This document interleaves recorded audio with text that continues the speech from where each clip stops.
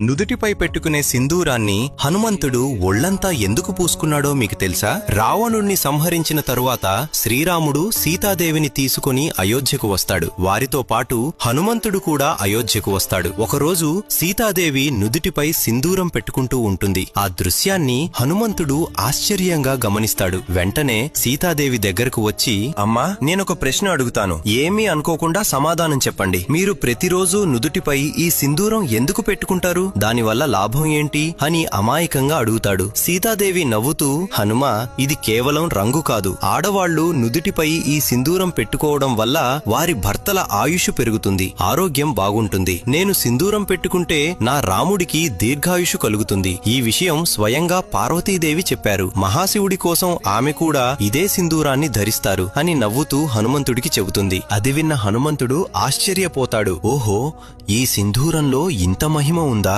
అంతే ఆలోచిస్తూ హనుమంతుడికి ఒక ఆలోచన వస్తుంది. సీతమ్మ నుదుటిపై ఒక చిన్న బొట్టు పెట్టుకుంటేనే నా రాముడికి ఇంత మేలు జరుగుతే, నేను ఒళ్లంతా పూసుకుంటే ఇంకెంత మేలు జరుగుతుందో అని ఒక్క క్షణం కూడా ఆలస్యం చేయకుండా సింధూరాన్ని తన 2 చేతులతో తీసుకుని ఒళ్లంతా పూసుకుంటాడు. అది చూసి సీతమ్మ ఆశ్చర్యపోతూ వెంటనే పరుగెత్తుకుంటూ వెళ్లి శ్రీరాముడికి జరిగింది చెబుతుంది. కొద్దిసేపటికి ఒళ్లంతా సింధూరంతో నిండిన హనుమంతుడు అమాయకంగా నవ్వుకుంటూ రాముడి దగ్గరకు వస్తాడు. అలా హనుమంతుని చూసి శ్రీరాముడు హనుమంతుడి ప్రేమకు ముక్తుడైపోతాడు. శ్రీరాముడు చిరునవ్వుతో, ఎందుకు హనుమా ఇలా చేశావు అని అడుగుతాడు. హనుమంతుడు అమాయకంగా నవ్వుతూ అంటాడు, మీకోసమే స్వామి. సీతమ్మ నుదుటిపై ఒక చిన్న బొట్టు పెట్టుకుంటేనే మీకు ఇంత మేలు జరిగితే నేను ఒళ్లంతా సింధూరం పూసుకున్నాను. ఇప్పుడు మీరు ఎన్ని ఏళ్లైనా ఆరోగ్యంగా ఉంటారు అని అంటాడు. ఆ అమాయక మాటలు విన్న శ్రీరాముడు హనుమంతుడిని ప్రేమతో కౌగిలించుకుంటాడు. అందుకే ఈ రోజుకి కూడా మనం